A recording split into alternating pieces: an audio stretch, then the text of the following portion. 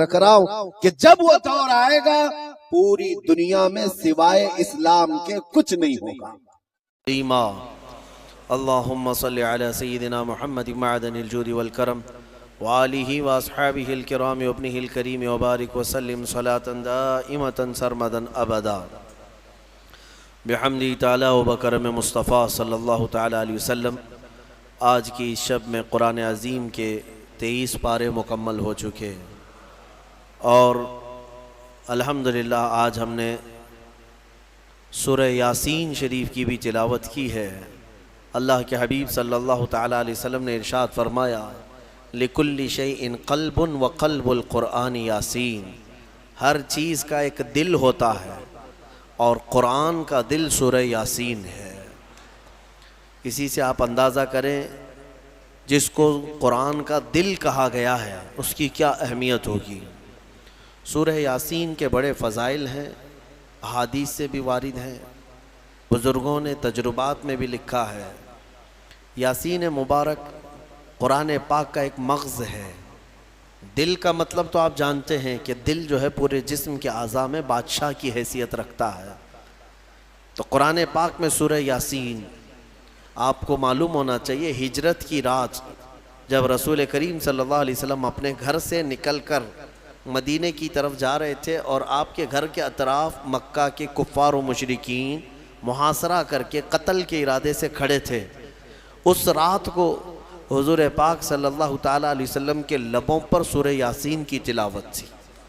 آپ نے مٹی ہاتھ میں اٹھائی اور سورہ یاسین شریف کی تلاوت کرتے رہے اور اس مٹی کو یوں پھینک دیا یہ کہتے ہوئے کہ شاہت الوجوہ، تم سب کے چہرے برباد ہو جائیں۔ اور وہ مٹی اگرچہ ایک مٹھی بھر تھی لیکن جتنے لوگ کھڑے تھے سب کے چہروں اور ان کے ناکوں کے قریب گئی اور وہ بے جان سے ہو گئے اور اندھے ہو گئے۔ حضور پاک صلی اللہ تعالیٰ علیہ وسلم ان کے درمیان سے گزر کر کے گئے لیکن کوئی بھی آپ کو دیکھ نہ سکا۔ یاسین پاک اس رات کو بھی میرے آقا صلی اللہ تعالیٰ علیہ وسلم تلاوت کرتے رہے۔ اور پھر اس کے فضائل میں بتایا گیا ہے کہ اگر کبھی ایسی مصیبت آئی کہ اس کا کوئی حل نظر نہیں آتا تو سورہ یاسین کی تلاوت کثرت سے کرے، اللہ غیب سے اس کے لیے سبب پیدا فرمائے گا۔ اور اگر کبھی ایسی جگہ پر پھنس گیا جہاں اسے کھانے پینے کی کوئی چیز نہیں ملتی، بھوک کی شدت نے پریشان کر رکھا ہے، سورہ یاسین کی تلاوت کرے، اللہ اس کی بھوک کو کافی فرما دے گا۔ یعنی یہ غذا بھی ہے، شفا بھی ہے، دوا بھی ہے۔ اور سورہ یاسین شریف کے متعلق یہ بھی فرمایا گیا کہ اگر کہیں وہ راستہ بھٹک گیا جنگل میں، صحرا میں، سورہ یاسین شریف کی تلاوت کرے، اللہ اس کو سیدھا راستہ عطا فرمائے گا۔ اب یہ جب جنگل میں بھٹکنے اور صحرا میں بھٹکنے کے لیے سورہ یاسین کی تلاوت کا حکم دیا گیا کہ وہاں تمہیں راستہ مل جائے گا، میں کہتا ہوں پوری زندگی بھر پڑھتے رہو تاکہ اللہ تعالیٰ زندگی گزارنے کا بھی سیدھا راستہ اس کی برکت سے عطا کرے گا۔ اور جو سورہ یاسین شریف صبح پڑھ کر کے نکلا وہ شام تک امان میں ہے، مصیبتوں سے محفوظ ہے، اس کے لیے رزق کے فرشتے اتارے جاتے ہیں، اس کی حفاظت کی جاتی ہے۔ تو یاسین کی بڑی برکتیں ہیں سورہ یاسین میں۔ اللہ تبارک و تعالیٰ نے ان آیات بینات میں جو بیان فرمایا اس میں اللہ تعالیٰ فرماتا ہے یا حسرتن علی العباد، قیامت کے دن کے بارے میں کہ افسوس ہے بندوں پر، وہ بندے افسوس کریں گے ما یاتیہم من رسول الا کانوا بہ مستہزئین، یعنی جب کبھی ان کے پاس کوئی رسول آتا تو اس کا مذاق اڑاتے تھے، مذاق کرتے تھے رسولوں کے ساتھ، نبیوں کے ساتھ۔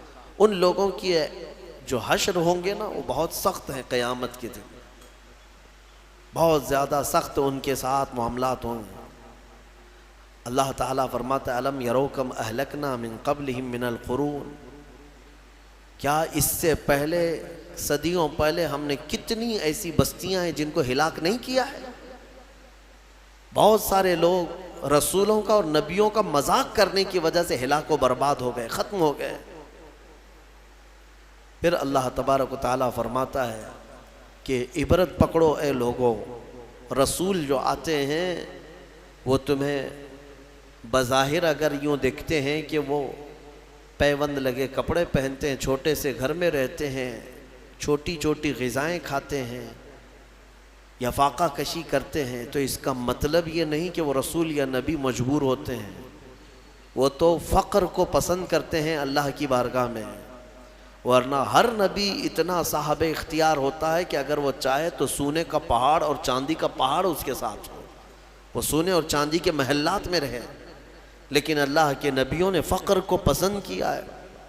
تو اکثر جو قومیں رسول کو ظاہری طور پر دیکھتی تھیں تو وہ مذاق اڑاتی تھی، یہ اللہ کے نبی ہیں، یہ اللہ کے رسول ہیں، ان کا لباس ایسا ہے، ان کے پاس سواری نہیں، ان کا گھر صحیح نہیں، ایسی ایسی باتیں کہہ کر کے مذاق اڑایا کرتے تھے.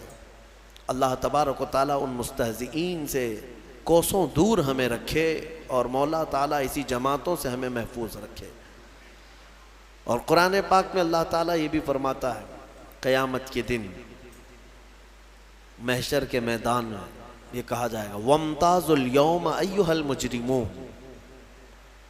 یہاں کہا جائے گا سارے لوگ ایک ساتھ کھڑے ہوں گے، پھر آرڈر آئے گا مجرم الگ ہو جائیں، اس میں سے جتنے لوگ مجرم ہیں وہ الگ ہو جائیں. ان کے چہرے بتا رہے ہوں گے اس دن، اور ان کو الگ کیا جائے گا، ان کو الگ کیا جائے گا مجرمین کو.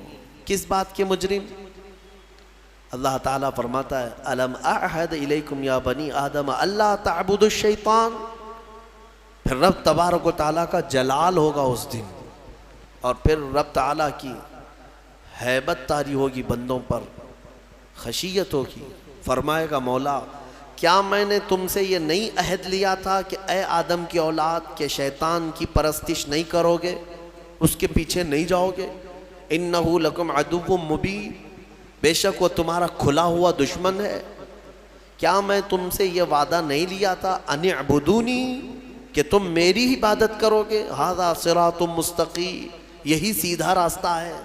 پھر تم کیسے بہک گئے؟ یہ جتنے غیر اللہ کی عبادت کرتے ہیں سب کے سب اس دن الگ کیے جائیں گے، سب کے سب الگ. کفار و مشرکین جو بھی اللہ کے سوا عبادت کرتے تھے قیامت کے دن سب کو ایک طرف کر دیا جائے گا. اور رب تبارک و تعالیٰ ان سے فرمائے گا کیا میں نے تم سے یہ وعدہ نہیں لیا تھا کہ دنیا میں جاؤ گے تو میری عبادت کرو گے، شیطان کی پرستش نہیں کرو گے؟ پھر اللہ تعالیٰ فرماتا افلم تکونوا تعقلون، کیا تمہیں عقل بھی نہیں تھی؟ کیا تم عقل نہیں رکھتے تھے؟ سچ بات ہے میرے عزیزو، عقل رکھنے والا یہ چھوٹی چھوٹی چیزوں کو خدا کیسے بنا لیتا ہے. خدا کا جو تصور ہے وہ دنیا میں سب سے بڑا ہونے کا تصور ہے. بھلا چوہا کیسے خدا بن گیا؟ ایک چھوٹی سی مٹی وہ کیسے خدا بن گئی؟ جس کو تم ہاتھوں سے گوندتے ہو، پیروں سے کھندلتے ہو، پھر وہ تمہارا خدا کیسے بن گیا؟ افلم تکونوا تعقلون. اللہ فرماتا ہے کیا تم عقل نہیں رکھتے، عقل سے کام نہیں لیتے؟ خدا کا جو تصور ہے وہ ایسا ہونا چاہیے کہ اس سے بڑا کوئی نہ ہو، دنیا میں اس سے بڑی طاقت کسی کی نہیں. وہ اللہ جس کے بارے میں ہم عقیدہ رکھتے ہیں کہ وہ قادر مطلق ہے، کسی کا محتاج نہیں، اور وہ سب سے بڑا ہے، سب سے بڑی طاقت والا ہے، یہ ہمارا عقیدہ ہے نا.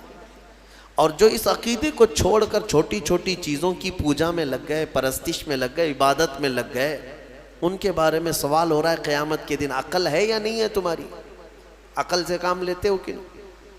حتیٰ کہ میں آپ کو بتاؤں مصر کی سرزمین میں ہم جب رہتے، وہاں کے لوگوں نے اس طرح کی پتھروں کی عبادت یا دوسروں کی عبادت انہوں نے دیکھا نہیں.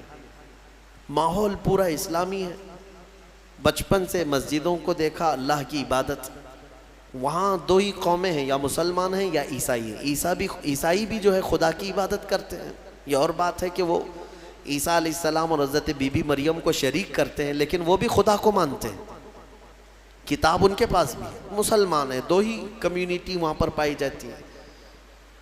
تو کبھی کبھار کوئی عام آدمی بھی عرب کا ٹیکسی چلانے والا ہم سے حالات پوچھتا تھا ہندوستان کے، اور پھر یہاں کے بارے میں جب ان کو معلوم ہوتا ہے کہ درخت، پتھر، مٹی، بلی، چوہا، ساری چیزیں عبادت کے لائق سمجھی جاتی ہیں، تو ایک منٹ کے لیے شوق ہو کر رک جاتے تھے، اور پہلا ان کا سوال یہ ہوتا تھا ما عندہ مخ، سب سے پہلا یہی سوال کرتے، کیا ان لوگوں کے پاس کھوپڑی نہیں ہے؟ کھوپڑی ہے یا نہیں ہے؟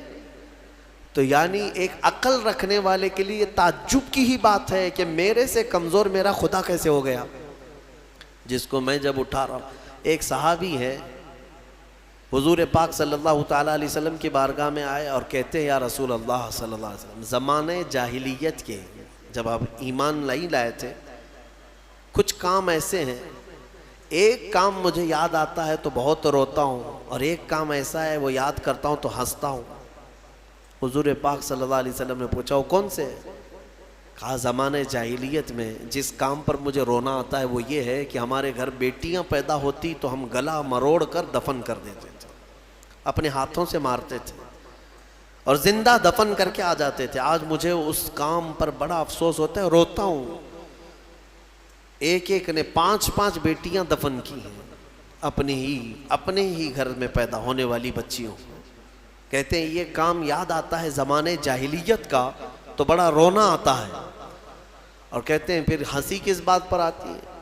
وہ کہتے ہیں ہم زمانے جاہلیت میں ہمارے جو خدا ہوتے تھے، آٹے کے خدا ہم بناتے تھے جب کبھی سفر میں جانا ہوتا تھا، اور ہر ایک کا الگ، ہوا کا الگ تھا، بارش کا الگ تھا، دھوپ کا الگ تھا، زمین کا الگ، آسمان کا الگ، بیماریوں سے صحیح کرنے والا الگ، سب کے الگ الگ تھے۔ تو ہم وہ آٹے کے بنا کر کے سفر میں لے کر کے چلتے تھے کہ سفر میں ہمارے ساتھ رہے گا ہمارا یہ خدا، اور اس کی عبادت بھی کرتے تھے۔ اور وہ صحابی کہتے ہیں لیکن بیچ میں کبھی غلہ اناج ختم ہوتا تو کبھی اس کا ہاتھ توڑ کے کھاتے تھے، کبھی پیر توڑ کے بھون کے کھاتے تھے۔ تو یعنی اپنے ہی خدا کو ہم جو ہے ادھر سے ادھر سے توڑ کر کے پکا کر کے کھاتے تھے۔ آج مجھے اس بات پر افسوس ہوتا ہے، ہنسی بھی آتی ہے کہ عقل کے بغیر کیسے کام کرتے تھے۔ بہرحال قرآن یہ سوال کرتا ہے افلم تکونوا تعقلون، کیا تم لوگوں کو عقل نہیں ہے، عقل نہیں رکھتے تھے؟ پھر اللہ فرماتا ہے ہذہ جہنم التی کنتم توعدون، یہ وہی دوزخ ہے جس کا تم کو وعدہ کیا گیا تھا، آؤ اس میں۔ جتنے اللہ کو چھوڑ کر عبادت کرتے رہے سب کو بلایا جائے گا۔ اصلوھا اليوم، اللہ تعالیٰ فرماتا ہے آج کے دن سب کو اس میں ڈالو، ان سب کو ڈالو۔ جہنم کی کیفیت کیا ہوگی پتہ ہے؟ جہنم اس دن پکڑ کر کے لائی جا رہی ہوگی، فرشتے اس کو لا رہے ہوں گے۔ کتنی بڑی ہے جہنم یا دوزخ، یہ کتنی بڑی ہے، اللہ اکبر، اندازہ نہیں کر سکو گے۔ ایک دوزخی، ایک جہنمی جو ڈالا جائے گا، یہ نہیں جو ہماری شکلیں ہیں۔ حدیث پاک میں حضور صلی اللہ علیہ وسلم فرماتے ہیں جہنمی کی اتنی بڑی شکل ہوگی کہ مکہ اور مدینے کے بیچ کا پورا فاصلہ بھر جائے گا ایک ہی جہنمی سے۔ اگر وہ بیٹھ گیا، 400 کلومیٹر ہے مکہ سے مدینے کا فاصلہ، 425 کلومیٹر کا فاصلہ ہے۔ حضور فرماتے ہیں کہ اس دور اتنا لمبا چوڑا ایک جہنمی ہوگا، اور پھر جب کروڑوں جہنم میں ڈالے جائیں گے تو جہنم کی وسعت کتنی ہوگی، وہ کتنی بڑی ہوگی، اندازہ نہیں کر سکتے۔ 70,000 فرشتے اس کو کھینچ کر کے لا رہے ہوں گے قیامت کے دن دوزخ کو، اور اس کو زنجیروں میں جو باندھا گیا ہوگا، زنجیر کیسے، اس کے دہانے ہیں، اس کے دروازے ہیں، اس کا منہ ہے جہنم کا، جس کے اندر مجرمین کو ڈالا جائے گا، مشرکین کو ڈالا جائے گا۔ تو روایات میں ہے کہ اس کو 70,000 فرشتے زنجیروں میں جکڑ کر کے لا رہے ہوں گے، ایک ایک زنجیر پر 70,000 زنجیریں ہیں اس کی، اور ہر زنجیر پر 70,000 فرشتے اس کو جکڑ کر کے لا رہے ہوں گے۔ اس کے باوجود جہنم ان سے چھڑا کر کے بھاگنے کی کوشش کر رہی ہوگی مجرمین کی طرف۔ کس کی طرف؟ محشر میں جو مجرمین موجود ہوں گے ان کی طرف لپکنے کی کوشش کر رہی ہوگی فرشتوں کے ہاتھوں سے زنجیر کو چھڑا کر. اتنی طاقت اور اتنی ہیبت. اس کے اندر آگ جو ہے وہ کس قسم کی ہے؟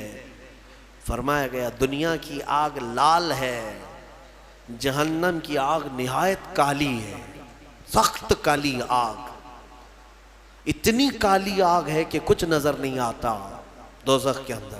اور رب تعالیٰ فرمائے گا اسلوھا اليوم، آج سب کو ڈالو اس میں، بما کنتم تکفرون، جو تم کفر کیا کرتے تھے.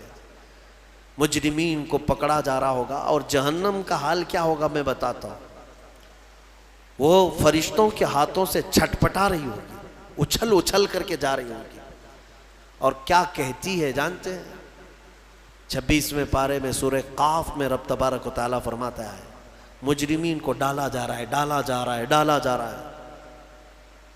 تو اللہ تعالیٰ اس سے پوچھے گا جہنم سے حلم تلأتی، بس پیٹ بھر گیا تیرا؟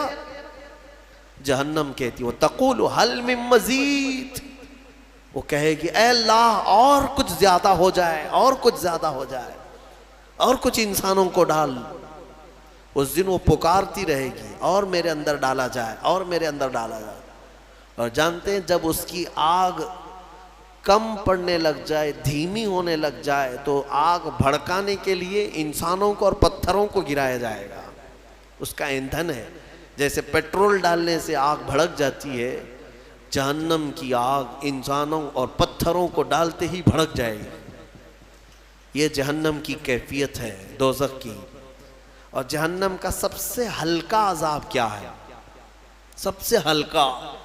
اگر کوئی چلا بھی گیا، تھوڑے سے گناہوں کی سزا بتا کر کے واپس آنے والا ہے، تو حدیث رسول میں ملتا ہے سب سے ہلکا عذاب یہ ہے کہ وہاں آگ کی جوتیاں پہنائی جائیں گی جس کی گرمی سے اس کا بھیجا کانوں سے باہر آ رہا ہوگا، پک پک کر کے ابل رہا ہوگا. یہ سب سے ہلکا عذاب جہنم کا. پھر جس کے بارے میں اللہ نے عذاب علیم کہا، عذاب عظیم کہا، عذاب مہین کہا، وہ کیسا عذاب ہوگا؟ عذاب علیم کا مطلب دردناک عذاب، عذاب عظیم کا مطلب بڑا عذاب، عذاب مہین کا مطلب ذلت والا عذاب. وہ کیسے عذاب ہوں گے واللہ بہتر جانے. جہنم کا خوف ایک مومن کے اندر خشیت پیدا کرتا ہے، اللہ سے ڈر پیدا کرتا ہے. تم ہلکے میں لیتے ہو اس چیز کو. ذرا موم بتی میں اپنی انگلی رکھ کر کے دکھانا، یا چولہے میں جا کر کے اپنا ہاتھ رکھ کر کے دکھانا. اگر چمڑی جل گئی تو 8 دن تک اس کی مرہم پٹی پہ لگ جائیں گے، ہا ہو کرتے رہیں گے. جلے ہوئے آدمی کو سکون کبھی نہیں. لیکن دوزخ میں جب ڈالا جائے گا، ایک بار چمڑی جل گئی تو ختم ہو جائے گا. ایک بار یہاں آگ میں جل گئے تو مر گئے، پھر کیا ہونا ہے. لیکن دوزخ میں ایسا نہیں کہ اب تم وہاں جب تک جلتے رہو گے موت نہیں آئے گی، موت ختم کر دی جائے گی. مرنا ایک ہی بار ہے انسان کو یہاں دنیا میں. پھر قیامت کے دن موت کو بھی اللہ تعالیٰ موت دے دے گا، ختم. اب نہ جنتی مرے گا نہ دوزخی مرے گا، کوئی مرنے والا نہیں ہے وہاں پر. دوزخ میں جو گئے چاہے وہ جتنے بھی عذابات آئیں موت نہیں آئے گی. یہی تو سب سے بڑا ٹینشن ہے وہاں پر. کفار و مشرکین مانگیں گے کہ موت دے دے ہم کو، لیکن موت نہیں آئے گی. اور جب چمڑی جلتی ہے تو لوگ یہ سمجھتے ہیں ایک بار جلے گی تو دوسری بار پھر کیا جلے گی، جلی ہوئی چیز کو کیا جلایا جائے گا. اللہ تعالیٰ فرماتا ہے کلما نضجت جلودہم بدلناہم جلودا غیرہا لیذوقوا العذاب. اللہ فرماتا ہے جب جب آگ سے پک جائے گی نا چمڑی، نضجت کہتے ہیں پھل کی طرح پک جانا. جو پل پلا ہوتا ہے پھل، چمڑی پیپ سے پک جائے گی، بھر جائے گی. اللہ فرماتا ہے جب جب دوزخ کی آگ کی وجہ سے تمہاری چمڑی پکے گی، اللہ فرماتا ہے ہم اس کے علاوہ دوسری چمڑی تمہیں پہنا دیں گے، نئی چمڑی ڈال دیں گے. بدلناہم جلودا غیرہا لیذوقوا العذاب، تاکہ عذاب کو چکھ سکو، نیا نیا عذاب چکھ سکو. حضرت کعب احبار رضی اللہ تعالیٰ عنہ اس آیت کی تفسیر میں فرماتے ہیں، ان سے پوچھا گیا کہ کتنی بار چمڑی بدلی جائے گی؟ وہ کہتے ہیں 1 گھنٹے میں 70 بار بدلی جائے گی۔ ہر گھنٹے میں 70 بار پورے جسم کی چمڑی بدلی جائے گی۔ سہنے کی طاقت ہے کسی کے اندر؟ برداشت کرنے کی طاقت ہے؟ اسی لیے مجھے وہ دعا یاد آتی، حضرت سفیان ثوری رو رو کر کے دعا کرتے تھے، بڑی پیاری دعا ہے۔ اللہ کی بارگاہ میں یوں کہتے تھے، الہی لست للفردوس اہلا، اے میرے مولا میں تیری فردوس بری میں، جنت میں جانے کا اہل تو نہیں ہوں، میں تیری جنت میں جانے کے قابل تو ہوں نہیں، ولا اقوی علی نار الجحیم، اور نہ ہی میں تیرے دوزخ کے عذاب سہنے کی طاقت رکھتا ہوں، یہ بھی تو میرے اندر طاقت نہیں ہے۔ مانا کہ جنت میں جانے کے جیسے اعمال نہیں ہیں، لیکن تیری دوزخ کا عذاب سہنے جیسی بھی طاقت نہیں ہے۔ اب بچا کیا ہے؟ فاغفر ذنوبی بفضل جودک یا اللہ، اے اللہ تو اپنے کرم سے اور اپنے فضل سے معاف کر دے تو بڑی بات ہے، باقی اعمال تو نہیں ہے۔ حضور مفتی اعظم ہند رضی اللہ تعالیٰ عنہ نے یہی دعا کی تھی، میرے اعمال کا بدلہ تو جہنم ہی تھا، میں تو جاتا میرے سرکار نے جانے نہ دیا۔ بس یہی ایک آس ہے ہمارے پاس، اللہ چاہے اپنے فضل سے اور اپنے رسول کی سفارش سے بچ گئے تو بچ گئے، ورنہ میں بتاؤں وضو میں بھی پکڑے جا سکتے ہیں، ہم قرات میں پکڑے جا سکتے ہیں، رکوع سجدے میں پکڑے جا سکتے ہیں، اور پتہ نہیں زندگی بھر کتنا کھایا، سب کا اگر حساب دینے پر آ جائیں، ہم نے چاول کتنا کھایا، روٹیاں کتنی کھائی ہیں، شکر کتنا کھایا ہے، اگر یہ سب حساب میں آئے، اس میں اگر کچھ دانے حرام کے چلے گئے تھے تو وہ حساب دیتے دیتے سالوں لگ جائیں۔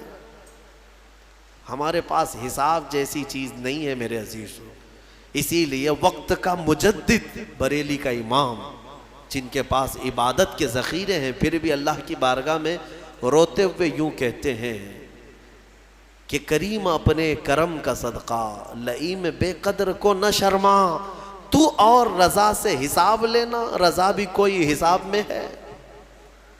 تو اے اللہ تو اتنی بڑی شان کا مالک، تو اور رضا سے حساب لینا، رضا بھی کوئی حساب میں ہے؟ اسی لیے اللہ تبارک و تعالیٰ کے فضل کی طرف، اس کے رحم کی طرف توجہ لگائے رکھو۔ سورہ یاسین میں مولا تبارک و تعالیٰ نے جو فرمایا، رونگٹے کھڑے ہو جاتے ہیں۔ آگے کی آیتیں اللہ فرماتا ہے، الَّيَوْمَ نَخْتِمُ عَلَىٰ أَفْوَاهِهِمْ، آج کے دن ہم تمہارے منہ پر مہر لگا دیں گے، مہر لگا دیں گے۔ اس کا ترجمہ یہی ہے۔ اور رب تعالیٰ فرماتا ہے، وَتَشْهَدُ أَرْجُلُهُمْ بِمَا كَانُوا يَكْسِبُونَ، تمہارے پیر گواہی دیں گے تم کیا کیا کرتے تھے۔ اللہ تعالیٰ فرماتا ہے کہ ہم منہ پر مہر لگا دیں گے، سب بند۔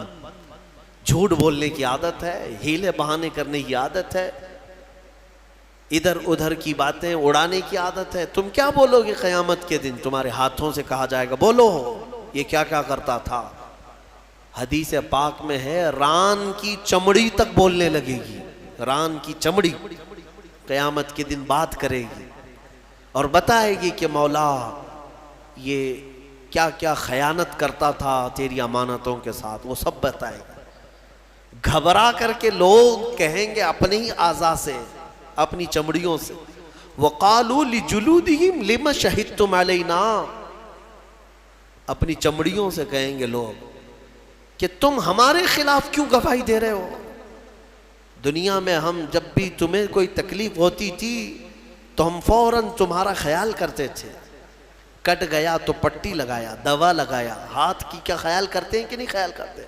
لیکن یہ نہ ہاتھ ہمارا ساتھ دے رہا ہے، نہ پیر ساتھ دے رہا ہے، نہ آنکھیں، نہ ناک، نہ کان، نہ چمڑیاں ہمارے خلاف گواہی دے رہی ہیں۔ تو یہ کہیں گے قیامت کی، قالوا انطقنا اللہ الذی انطق کل شیء، وہ بولیں گے اس اللہ نے ہمیں بولنے کی طاقت آج دی ہے، جس نے سارے لوگوں کو ہر چیز کو بولنے کی طاقت دی، اسی نے آج ہمیں بولنے کی طاقت دی۔ تو نے اللہ کی نعمتوں کے ساتھ انصاف نہیں کیا، آج تیرے خلاف گواہی دی جائے گی۔ ڈرو اس دن سے، ڈرو۔ اسی لیے ہمیشہ قرآن نے بھی ڈرایا ہے. کس بات سے؟ اس دن سے ڈرو جس دن حساب کا ہوگا.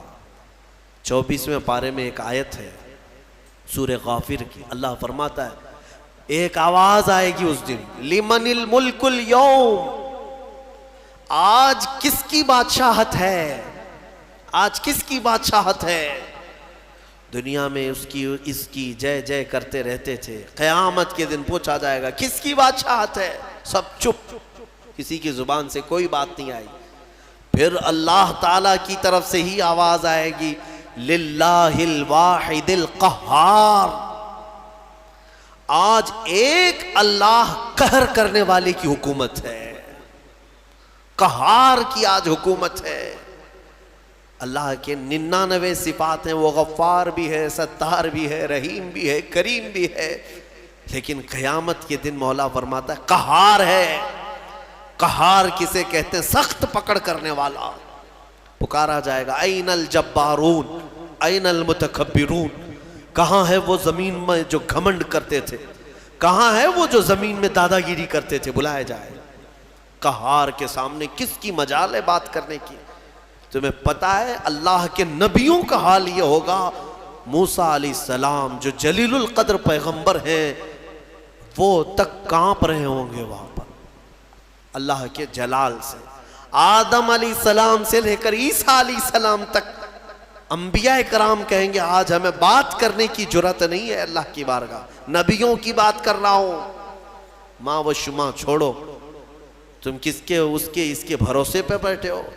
نبیوں کا حال یہ ہے کہ ہم بات نہیں کر سکیں گے آج. اس بھرے مجمع میں قرآن کہتا ہے سورہ نجم کی آیت، وَكَم مِّن مَلَكٍ فِي السَّمَاوَاتِ لَا تُغْنِي شَفَاعَتُهُمْ. آسمان میں کتنے بڑے بڑے فرشتے ایسے ہیں، اللہ فرماتا ہے ان کی سفارش کام نہیں آئے گی، ان کی کسی کی سفارش کام نہیں آئے گی. شیئن الا باذن اللہ، مگر اللہ جسے اجازت دے. اس بھرے مجمع میں ڈر اور خوف ایسا ہے کہ ایک نبی بھی بولنے کو تیار نہیں، ایک فرشتہ بھی بات کرنے کو تیار نہیں. مخلوق کے ہاں اس وقت اگر کوئی آواز گونجتی ہے تو وہ محمد الرسول اللہ کی ہے. وہ صرف اور صرف میرا آقا ہے، رسول کریم صلی اللہ تعالی علیہ وسلم.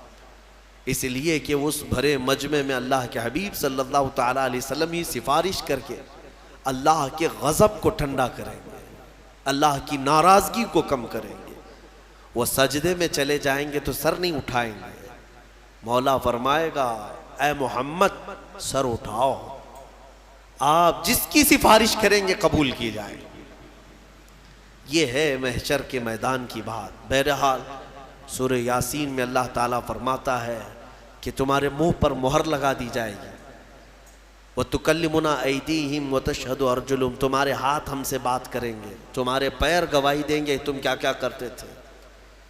اور اللہ تعالیٰ فرماتا ہے وَلَوْ نَشَاءُ لَطَمَسْنَا عَلَىٰ أَعْيُنِهِمْ، اگر ہم چاہیں تو تمہارے چہروں پر یا تمہاری آنکھوں پر پوری طرح سلائیاں پھیر دی جائیں گی، بند کر دیا جائے گا. یہاں پر بھی دنیا میں. میرے عزیزو ایک آیت اس میں یہ بھی آئی ہے قرآن میں، وَمَن نُعَمِّرْهُ نُنَكِّسْهُ فِي الْخَلْقِ، سورہ یاسین کی آیت. اللہ فرماتا ہے ہم جس کو لمبی عمر دیتے ہیں اسے بچپن کی طرف لوٹا دیتے ہیں. حقیقت ہے جس کا بڑھاپا آیا سیم بچپن کی طرح واپس آ رہا ہے. تمہیں اندازہ بھی ہے؟ بچے کی کیفیت دیکھا ہے؟ بچہ اس کے اندر جو عادتیں ہیں، ایک تو صحیح طریقے سے چل نہیں پاتا، سہارے کی ضرورت ہے، پکڑ کے چلے گا. بچہ بہت ہارڈ غذائیں نہیں کھاتا، دودھ پیتا ہے، ہلکی چیزیں کھاتا پیتا ہے، کیونکہ ہاضمہ اتنا مضبوط نہیں ہوتا. بچہ بریانی، گوشت، یہ بڑی بڑی چیزیں نہیں کھا پائے گا، کیا کرے گا؟ ہاضمہ اتنا نہیں ہے. بچے کی کیفیت یہی ہے کہ پکڑ کر کے چلتا ہے. بچے کی کیفیت یہ ہے کہ ایک ہی چیز کو بار بار پوچھتا ہے، بھولتا ہے. سیم بڑھاپا جب آتا ہے تو واپس اسی کیفیت میں پلٹ جاتا ہے. بوڑھا بھی اب اکیلا نہیں چل پاتا، کسی کے سہارے کی ضرورت پڑتی ہے. پھر بوڑھاپا ہی ہے کہ اس کو ہر چیز بھولی جانے لگتی ہے. جیسے بچپن میں بار بار پوچھتا تھا، بڑھاپے میں بھی پوچھنے لگتا ہے، بھول جاتا ہے. بچپن میں جس طرح سے بچے کو بستر میں ہی پیشاب ہو جاتے، پخانے ہو جاتے ہیں، بڑھاپے میں بھی یہ حالتیں دیکھنے کو ملتی ہیں. کنٹرول میں نہیں رہتا پیشاب پخانا. بہت سارے بڑھاپے ایسے آتے ہیں کہ ان کا پیشاب نکلتا ہے، پخانے نکلتے ہیں. کیا کر سکتے ہیں؟ بچپن کی طرف لوٹا ہے. بچہ ہارڈ غذا نہیں کھا سکتا، بوڑھا بھی نہیں کھا سکتا. بڑھاپا آیا، بہت ساری چیزوں سے پرہیز ہے. سخت چیزیں بوڑھے کو نہیں چلیں گی. اب ہاضمہ کمزور ہو گیا ہے. شکر سے پرہیز، نمک سے پرہیز، گوشت سے پرہیز، بس ہلکی چیزوں پر وہ رہ گیا ہے. اور اللہ تعالیٰ فرماتا ہے ہم جس کو لمبی عمر دیتے ہیں اس کو بچپن کی طرف لوٹا دیتے ہیں. افلا یعقلون، تم اس چیز میں عقل نہیں رکھتے؟ تم سوچتے کیوں نہیں کہ تمہاری زندگی جہاں سے چلی تھی واپس پلٹ آئی ہے؟ میرے عزیزو، یہ دنیا بہت ہی شارٹ ہے. اس میں صرف اور صرف اپنے من کی مت ماننا.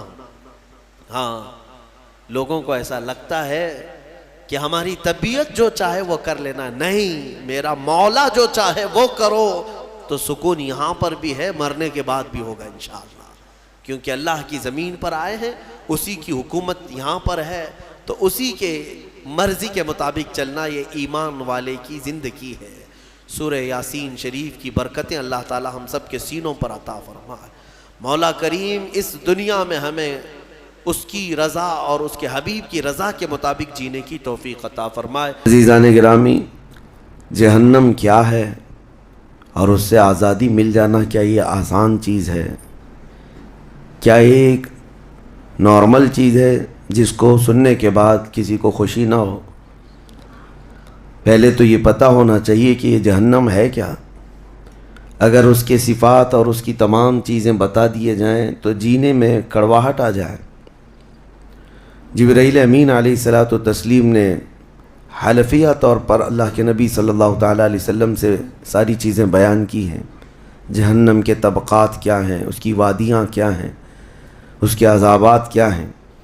مصطفیٰ کریم صلی اللہ تعالیٰ علیہ وسلم نے ارشاد فرمایا جہنمیوں میں جو لوگ ہوں گے ان کا صرف ایک ڈاڑھ کا دانت جو ہے احد پہاڑ کے برابر ہوگا، اور ان کے بیٹھنے کی جگہ مکہ اور مدینے کے درمیان جو سپیس ہے تقریباً سمجھ لیں 450 کلومیٹر. ایک جہنمی کے بیٹھنے کی اتنی بڑی جگہ ہے. اور ان پر جو عذابات ہیں وہ طرح طرح کے عذابات کا ذکر قرآن پاک میں بھی ہے. اللہ تعالیٰ نے فرمایا ہے نار اللہ الموقدۃ التی تطلع علی الافئدہ، ایسی آگ بھڑکائی گئی ہے کہ جس آگ کو دیکھنے کے بعد ہی دل اچھلنے لگ جاتے ہیں، جسم کے اندر دل پکنے لگ جاتا ہے، ہڈیوں کو چورا چورا کر دینے والی آگ. کئی طرح سے ان کے تذکرے قرآن پاک میں آئے ہیں. جب جہنم کو قیامت کے دن لایا جا رہا ہوگا تو وہ اپنے اندر ڈالے جانے والے جہنمیوں کو دیکھ کر چنگھاڑ مارے گی، آواز کرے گی. کہ قرآن پاک میں اللہ تبارک و تعالیٰ یوں ارشاد فرماتا ہے اذا رأتهم من مکان بعید سمعوا لها تغیظا وزفیرا، جب جہنم اپنے اندر آنے والوں کو دور سے دیکھتی ہے تو خوب تیز آواز میں چیخ مارتی ہے، اور اس کی چیخ سارے لوگ سنتے ہیں. اور جب اس میں ڈالا جانے لگتا ہے تو وہ اتنے غضب میں ہوتی ہے، دوزخ اتنی غضب میں ہوتی ہے کہ اس کی آواز کی ہیبت سے اندر سارے لوگ ٹکڑے ٹکڑے ہونے کی طرح کیفیت میں آ جاتے ہیں. اور پھر اللہ تبارک و تعالیٰ قرآن میں یوں فرماتا ہے یوم نقول لجہنم هل امتلأت، اس دن ہم کہیں گے اے دوزخ کیا تیرا پیٹ بھر گیا؟ وتقول هل من مزید، دوزخ کہے گی اور زیادہ ہو جائے تو اچھا ہے، اور زیادہ ہو جائے تو اچھا ہے. تو لوگوں سے بھرا جائے گا فاتقوا النار التی وقودها الناس والحجارہ. قرآن کہتا ہے کہ ڈرو اس آگ سے جس کا ایندھن انسانوں کو اور پتھروں کو بنایا جائے گا. جب جب انسان اس میں ڈالے جائیں گے آگ اتنی تیزی سے بھڑکتی چلی جائے گی. میرے عزیزو، دوزخ کے صفات میں جو بیان ہوا ہے، ایک بار نبی اقدس صلی اللہ تعالیٰ علیہ وسلم تشریف فرما، ایک بہت بڑی دھماکے کی آواز آئی۔ صحابہ سے حضور نے پوچھا کیا تم نے یہ آواز محسوس کی، کیا ہے؟ صحابہ نے عرض کیا اللہ اور اس کے رسول بہتر جانتے ہیں۔ نبی اکرم صلی اللہ تعالیٰ علیہ وسلم ارشاد فرماتے ہیں آج سے 70 سال پہلے جہنم کے منہ سے ایک پتھر گرایا گیا تھا، اس کی تہ میں اب جا کر کے وہ گرا ہے۔ یعنی جہنم کے اوپر سے اگر کوئی چیز گرائی جائے تو اس کے تہ میں جانے میں اسے 70 سال لگ جائیں، جبکہ یہ فرمایا گیا کہ آسمان جو آپ دیکھ رہے ہیں، یعنی یہ بادل نہیں، آسمان جو حقیقی آسمان ہے، آسمان سے اگر زمین پر کوئی چیز گرا دی جائے تو صبح سے شام سے پہلے پہلے پتھر نیچے پہنچ جائے گا، جبکہ آسمان اور زمین کے بیچ کا فاصلہ 500 سال کا بتایا گیا، گھوڑے کی مسافت کا حدیث پاک میں۔ تو یہ جو مسافت ہے اس میں ایک دن کے اندر ایک پتھر پہنچ سکتا ہے، اور دوزخ کے اندر پہنچنے کے لیے 70 سال لگ جاتے ہیں، تو اس کی گہرائی کا اندازہ کیا ہوگا، وہ کتنی گہرائی ہوئی۔ مولا علی کرم اللہ وجہہ الکریم نے یہ بیان فرمایا حدیث میں کہ اس جہنم کے 7 طبقے ہیں اور 7 دروازے ہیں، ہر ایک میں الگ الگ قسم کے لوگ ڈالے جائیں گے۔ مشرکین کا دروازہ الگ ہے، منافقین کا الگ ہے، کفر کرنے والوں کا الگ ہے، اور اس کے علاوہ جو ہمیشہ رہنے والے تو یہ ہو گئے، پھر جو عذاب چکھنے والے ہیں، چغل خوروں کا دروازہ ہے، سود خوروں کا دروازہ ہے، زنا کرنے والوں کا دروازہ ہے، چوروں کا دروازہ ہے۔ یہ سب دروازے ان الگ الگ گناہ کرنے والوں کے نام سے وہاں پر مرقوم ہیں۔ عزیزان گرامی وقار، دوزخ کو جو اس دن لایا جائے گا، فرمایا گیا کہ 70,000 فرشتے اس کو کھینچ کر کے لا رہے ہوں گے، جبکہ ایک فرشتے کی طاقت کا اندازہ کیا کر سکتے ہیں آپ؟ ایک فرشتہ یہ موجودہ پوری دنیا کو ہلا سکتا ہے، لیکن قیامت کے دن جہنم کو کھینچ کر کے لایا جا رہا ہوگا تو 70,000 فرشتے بیڑیاں ڈال کر کے جہنم کو لا رہے ہوں گے، اور جہنم کے کان بھی ہیں، جہنم کی آنکھ بھی ہے، جہنم کی ساری چیزیں میرے آقا صلی اللہ علیہ وسلم نے بتایا وہ سنتی بھی ہے، بولتی بھی ہے اللہ کی بارگاہ میں۔ اور جب لایا جا رہا ہوگا، فرشتے گھسیٹ کر کے لا رہے ہوں گے، تو وہ اپنی بھوک کا احساس کرتی ہوگی، چیختی ہوگی، اور اس کی بھوک صرف اور صرف یہی انسانوں سے پوری کی جائے گی، کفاروں، مشرکین اور گنہگاروں سے اس کو بھرا جائے گا۔ میرے عزیزوں، نبی پاک صلی اللہ تعالیٰ علیہ وسلم ارشاد فرماتے ہیں یہ تم جو دنیا میں آگ جلاتے ہو، یہ اس جہنم کی آگ کا 70واں حصہ ہے، یعنی 69 حصے اور اس کو تپایا جائے تو جہنم کی آگ ہوگی۔ ہم دنیا کی آگ کو سہ نہیں پاتے، ہم دنیا کی آگ میں اپنی انگلی نہیں رکھ پاتے، لیکن جہنم کی آگ اس سے 70 گنا زیادہ بھڑکائی ہوئی ہے۔ 1000 سال تک اس آگ کو بھڑکایا گیا تو سرخ ہو گئی، لال ہو گئی، پھر حدیث پاک میں ہے دوبارہ اس آگ کو 1000 سال تک بھڑکایا گیا تو وہ آگ سفید ہو گئی، پھر 1000 سال تک اس آگ کو تپایا گیا تو وہ کالی ہو گئی۔ اب فرمایا گیا جہنم کی آگ صرف اور صرف کالی ہے، وہاں روشنی کا کوئی نام ہی نہیں ہے، وہاں کوئی روشنی کا نام نہیں ہے۔ دوزخ کی آگ کا اندازہ اس طرح بتایا گیا۔ جہنم میں ڈالے جانے والوں کی صفات سورہ واقعہ میں بھی موجود ہے۔ اللہ کریم نے فرمایا کہ جب وہ جائیں گے اصحاب الشمال ما اصحاب الشمال فی سموم و حمیم و ظل من یحموم لا بارد ولا کریم۔ جب ان کو ڈالا جائے گا، یہ بائیں جانب والے، کیا بائیں جانب والے تم کیا جانو، وہ ایسی خطرناک ہواؤں میں ہوں گے وہاں پر۔ اچھا، 3 طرح کا عذاب بتایا گیا ہے، ایک آگ کا عذاب، ایک دھوئیں کا عذاب، اور ایک ٹھنڈ کا عذاب بھی ہے۔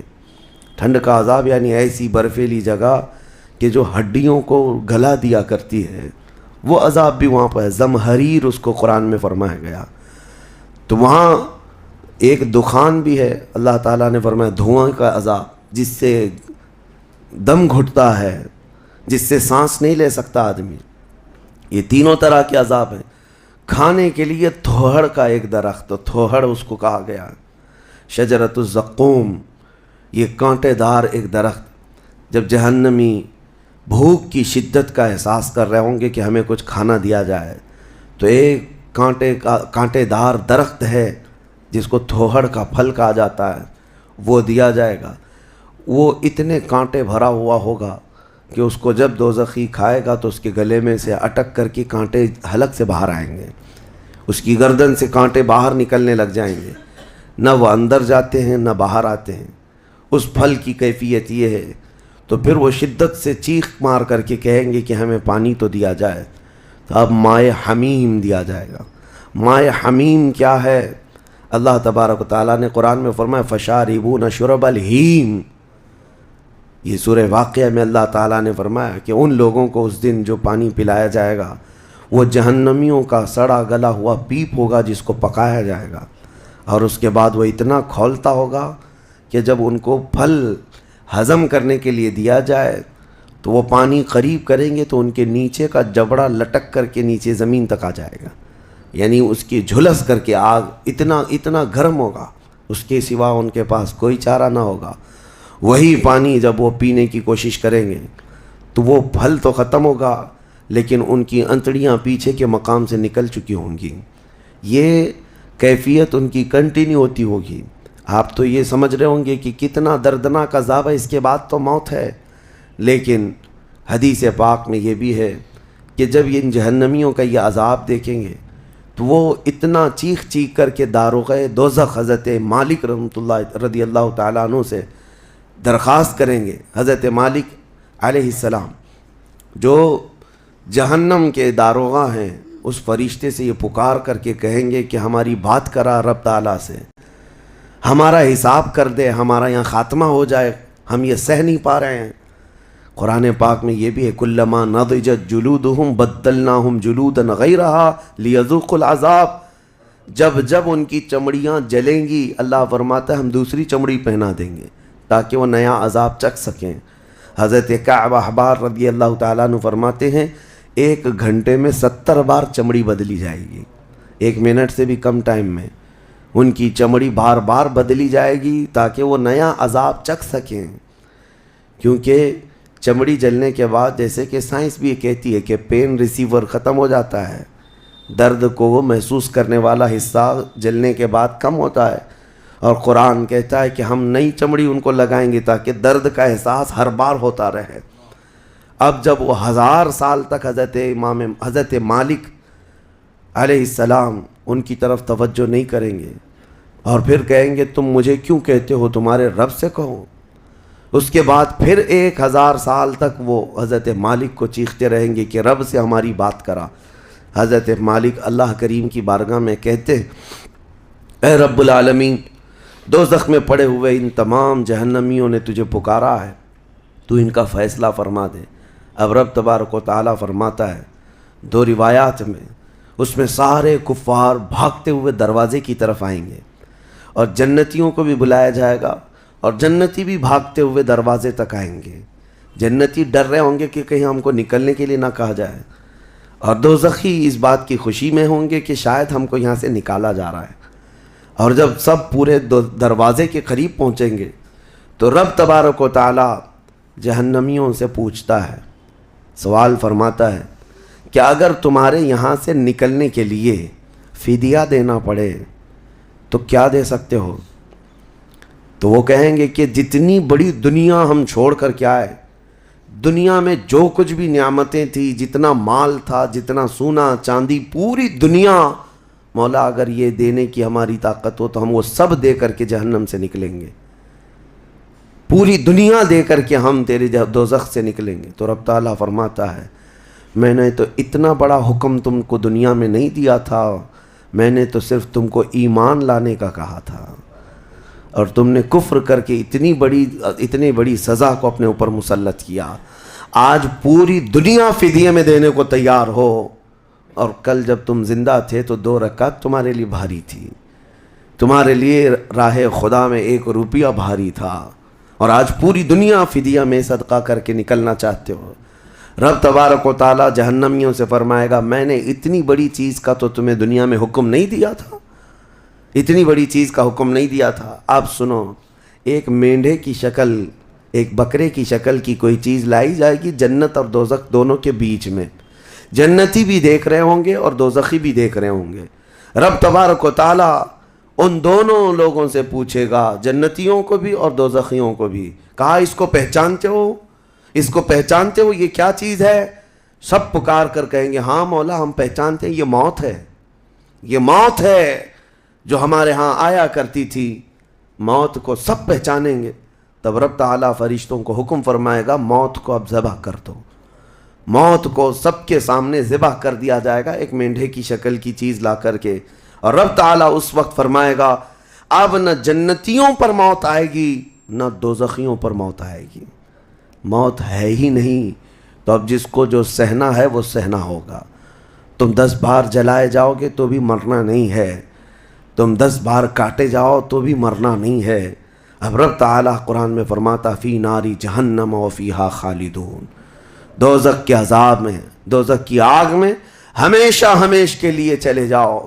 میں نے خطبے میں یہی آیت شروع میں پڑھی تھی سأصلیہ سقر وما ادراک ما سقر. اللہ فرماتا ہے میں تمہیں جھونک دوں گا دوزخ میں اور تم کیا جانتے ہو کہ دوزخ کیا ہے، دوزخ کیا ہے. اللہ تعالیٰ نے قرآن پاک میں اس کے متعلق فرمایا ہے وما ادراک ما ہی نار حامیہ. تمہیں پتہ ہے کہ یہ کیا ہے؟ کہ اس دن دوزخ کے سلسلے میں، اور نبی پاک صلی اللہ تعالیٰ علیہ وسلم سے جبرائیل امین نے قسم لے کر کے فرمایا یا رسول اللہ صلی اللہ علیہ وسلم اگر دوزخ کے اندر سے ایک سوراخ کھول دیا جائے دنیا کی طرف تو پوری دنیا صرف اس سوراخ کی گرمی سے مر جائے گی. پوری دنیا میں موجود لوگ ختم ہو جائیں گے اگر ایک سوراخ دوزخ کا کھول کر کے دنیا کی طرف کر دیا جائے. اور یہ بھی فرمایا کہ جو جہنم کے فرشتے ہیں عذابات دینے کے لیے، ان فرشتوں میں سے ایک فرشتہ بھی دنیا میں اتر جائے تو اس کی ہیبت سے لوگوں کے بھیجے پھٹ جائیں، اس کی ہیبت سے لوگ زمین بوس ہو جائیں، بے ہوش ہو جائیں. ایک فرشتے کو دیکھنے کی تاب نہیں رکھتے دنیا میں. عزیزان گرامی وقار، وہ ہے دوزخ، یہ ہے جہنم جس کی متعلق ابھی میں نے جو کہا وہ شاید 5% بھی نہیں کہا ہوگا. مختصر سی بات میں اس لیے آج یہ آپ کے سامنے رکھا کہ لوگوں کو یہ ہلکا لگتا ہے کہ دوزخ سے آزاد ہو رہا ہے. کوئی جیل ہے کہ یہاں سے آزاد ہو گیا؟ پہلے وہاں پر بھی کھانا پانی سب چل رہا تھا. دوزخ جہنم جس کے تصور سے رونگٹے کانپ جائیں جسم کے اندر. صحابہ ڈرتے تھے، اولیاء ڈرتے تھے، انبیاء ڈرتے تھے، جن کے لیے میرے آقا صلی اللہ تعالیٰ علیہ وسلم نے بشارت دے دی تھی جنت کی، اس کے باوجود وہ خوف سے تھراتے تھے. دوزخ کا ذکر آتا قرآن پاک میں تو اللہ نے سورہ فجر میں فرمایا کلا اذا دکت الارض دکن دکا وجاء ربک والملک صفا صفا وجیء یومئذ بجہنم. یہ وہ دن ہوگا جب پوری زمین ہلا دی جائے گی، ہلا دی جائے گی، سب کچھ ہل جائے گا اور فرشتے صف در صف اللہ کی بارگاہ میں ہیبت سے کھڑے ہوں گے، کسی کی بات کرنے کی ہمت نہیں ہوگی. اور اس وقت دوزخ کو لایا جا رہا ہوگا، اور دوزخ کو لائے جانے کا جو منظر بتایا گیا ہے اللہ اکبر، 70,000 فرشتے جب اسے کھینچ رہے ہوں گے، پورے محشر میں ایک ہلچل ہوگی، پورے محشر کے میدان میں ایک عجیب سی ہلچل ہوگی کہ جہنم کو لایا جا رہا ہے، دوزخ کو لایا جا رہا ہے، اور ہر ایک ڈرا ہوا ہوگا، نہ جانے کس کا نام آئے گا، پتہ نہیں کس کو وہاں جھونکا جائے گا. اور دوزخ کی زبان بھی ہے، وہ آگ اگل رہی ہوگی اور جہنمیوں کی طرف بہت تیزی سے دیکھ رہی ہوگی. یہاں تک کہ ایک حدیث میں یہ بھی ملتا ہے نبی اقدس صلی اللہ تعالیٰ علیہ وسلم قیامت کے دن اس دوزخ کو دیکھ کر کے رو رہے ہوں گے. میرے آقا صلی اللہ تعالیٰ علیہ وسلم، اے اللہ آخر اس دوزخ کو لایا گیا، کیا اس میں اب میری امت کو جھونکا جائے گا؟ حضور اکرم صلی اللہ تعالیٰ علیہ وسلم اس دن دوزخ کے ان حالات کو دیکھ کر رو رہے اللہ کریم کی بارگاہ میں. عزیزان گرامی وقار، اس سے آزادی کے لیے جو اولیاء کرام رویا کرتے تھے وہ معمولی چیز نہیں ہے. آج تو ہماری کیفیت یہ ہے دوزخ دوزخ دوزخ، کچھ رہ نہیں گیا، ہلکے انداز میں بولنا، ہلکے انداز میں سن لینا اور چلے جانا. کیا ہمارے دلوں پر کچھ اثر ہوتا ہے؟ کیا ہماری آنکھیں بھیگتی ہیں اس نار دوزخ سے جس کا صرف اور صرف تذکرہ سن کر کے ہمارے اندر ایمان ہو تو تڑپ جانا چاہیے کہ اے اللہ میں تیرے دوزخ کے عذاب کو سہنے کے قابل نہیں. آج موم بتی میں میری انگلی جل جائے تو میں برداشت نہیں کر پاتا، تو پھر اس دوزخ کا کیا حال ہوگا جس کے متعلق حضور صلی اللہ علیہ وسلم فرماتے ہیں دنیا کے جتنے بڑے اونٹ ہوتے ہیں اتنا بڑا تو دوزخ کا ایک بچھو ہوگا. ایک بچھو ہوگا، اونٹوں کے برابر کے بچھو ہوں گے.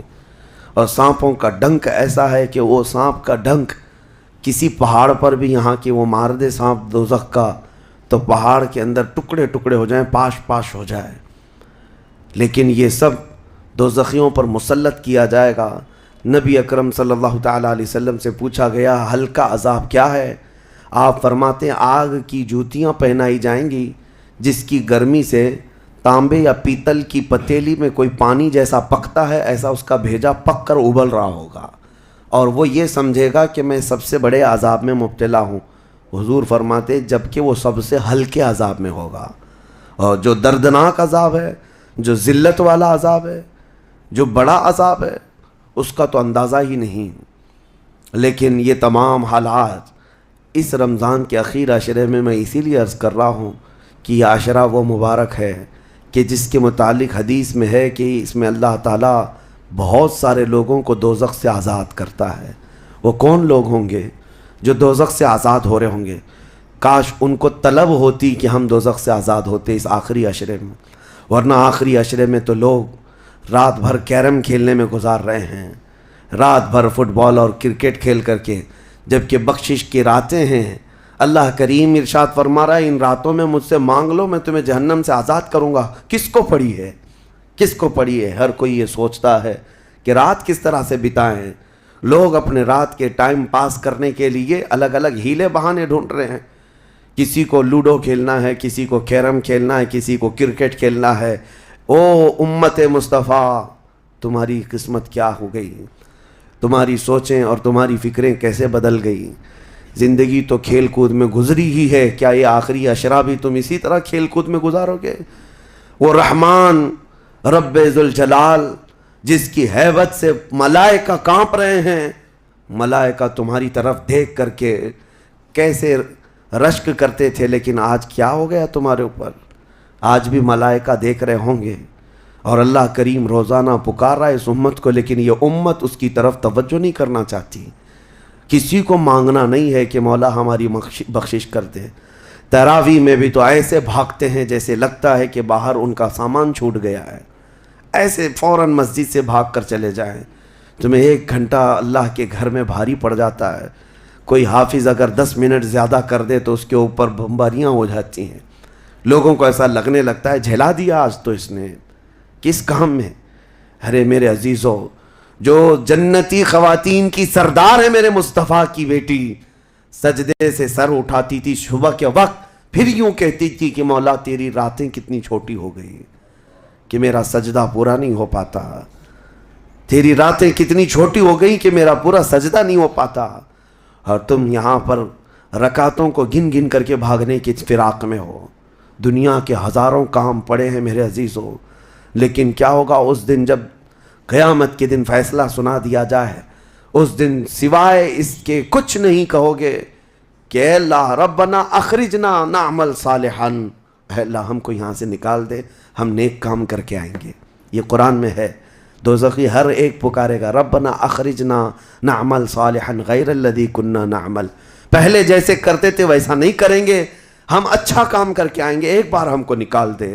رب تعالیٰ فرماتا ہے کلا، ہرگز نہیں، ہرگز نہیں. اللہ فرماتا ہے اب اس کے بعد کوئی موقع نہیں. اور جہنم کا دربان خود ان سے پوچھتا ہے الم یاتیکم نذیر، کیا تمہارے پاس کوئی ڈر سنانے والا آیا نہیں تھا؟ وہ کہیں گے قالوا بلا، ہاں آیا تو تھا، آیا تھا، ہم کو دوزخ کے متعلق بتایا تھا. فکذبنا وقلنا ما نزل اللہ من شیء، ہم نے تو جھٹلا دیا تھا، ہم نے تو کہہ دیا تھا کہ اللہ کی طرف سے کیا چیز آئی ہے. سورہ ملک پڑھو تبارک، اس میں بھی اللہ تعالیٰ نے فرمایا اذا القوا منہا، یعنی جب کبھی اس میں ڈالے جائیں گے تیز چنگھاڑ سنیں گے اور ان کو تانے دیے جائیں گے جہنمیوں کو. میرے عزیزو، وہ کون سے اعمال ہیں جو لے کر کے جاتے ہیں؟ وہ ایک لمبی فہرست ہے. سب سے پہلی چیز اللہ کے ساتھ شرک کرنا اور کفر کرنا، یہ ہمیشہ ہمیشہ کے دوزخی ہے۔ شرک اور کفر میں ہمیشہ دوزخ میں رہے گا۔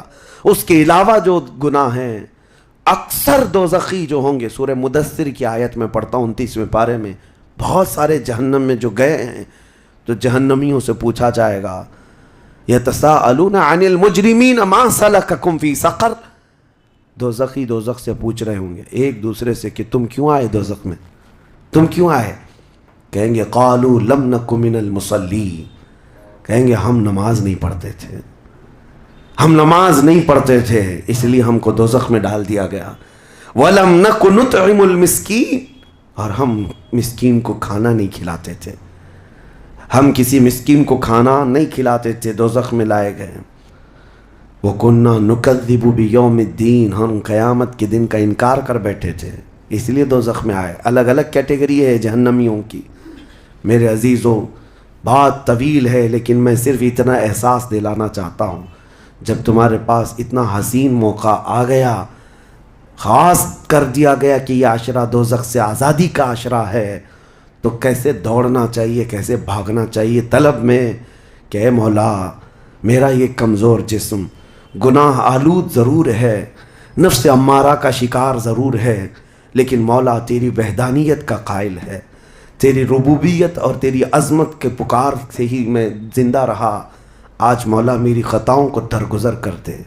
ایک بار بھی اگر تم اس کے سامنے روئے تو جانتے ہوگا کیا، قیامت کے دن جب دوزخ کی آگ بھڑک کر کے امت مصطفیٰ کی طرف آ رہی ہوگی، میرے آقا فرماتے ہیں امتی دوڑ دوڑ کر کہہ رہے ہوں گے ہم نمازی تھے، کوئی کہہ رہا ہوگا ہم حاجی تھے، کوئی کہہ رہا ہوگا ہم خیرات کرنے والوں میں سے تھے۔ جہنم کی آگ رکتی نہیں ہے، تیز بڑھتی چلی جاتی ہے۔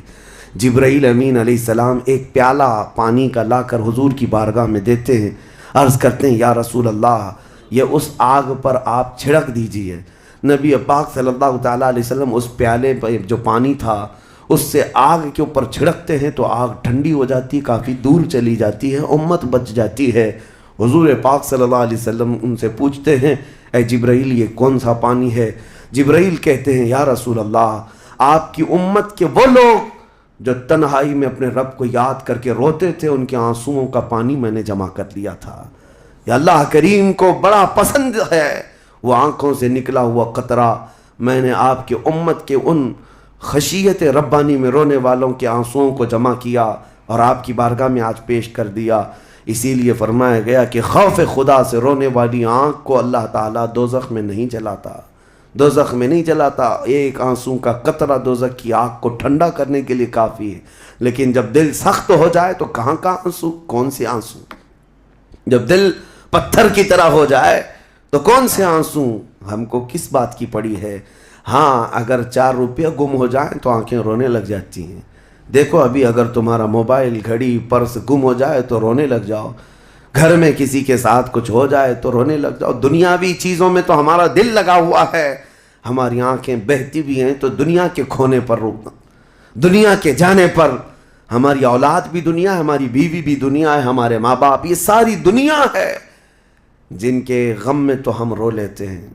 لوگوں یہاں تو ہم نے دیکھا ہے جھوٹی دوستی ہے، جھوٹی دوستی ہے، کسی دوست کی دوری پر ہی پتہ نہیں کتنے کتنے دن روتے ہیں، جبکہ وہ دوست نہ تمہاری قبر میں بیٹھنے کو تیار ہے نہ حشر میں تمہاری شفاعت کے لیے تیار ہے۔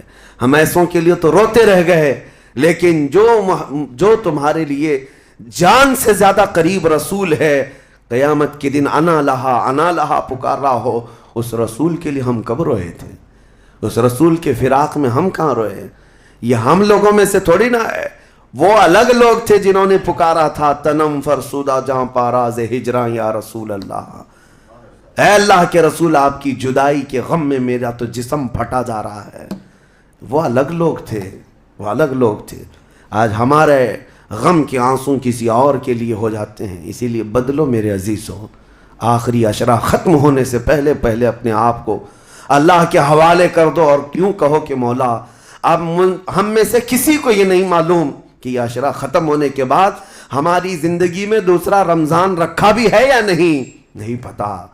اس رمضان کا چاند ختم ہو جائے، شوال آتے ہی یہ ساعتیں ختم ہو جائیں گی آپ کی، اس کے بعد ایک جمعہ بچ گیا آپ کے پاس، آخری جمعہ، یہ ایک ہفتہ رہ گیا، اور اس کے بعد رمضان ختم ہوگا، اور کوئی گارنٹی نہیں ہے اگلا رمضان تم دیکھو گے۔ پچھلے رمضان جنہوں نے میرے سے مصافحہ کیا تھا، جو میرے ساتھ بیٹھے تھے، آج وہ قبرستان میں ہیں، میں جانتا ہوں، میں جنازہ اٹھایا ہوں، میں نے جنازہ پڑھا ہے، جو رمضان المبارک میں بالکل صحت مند تھے، لیکن اس رمضان تک ان کی زندگی نہیں رکھی گئی تھی، وہ جا چکے۔ لیکن میں یہ کہتا ہوں، جانا تو مجھے بھی ہے، جانا تو آپ کو بھی ہے۔ ہم میں سے یہ نہیں معلوم کہ آخری رمضان کو ہم قدر کے ساتھ گزاریں یا اسی طرح بے قدری میں گزارتے ہیں۔ میں بچوں سے کہتا ہوں، یہ پلان کرنا، یہ منصوبے کرنا چھوڑ دو۔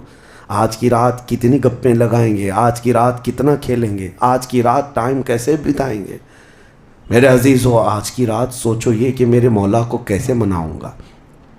ہر رات یہ سوچو کہ میرے رب کو آج کیسے میں مناؤں، وہ کن الفاظ سے مانتا ہے، وہ کن باتوں سے رب تبارک و تعالیٰ خوش ہوتا ہے۔ اس تمنا اور اس فراق میں رہو۔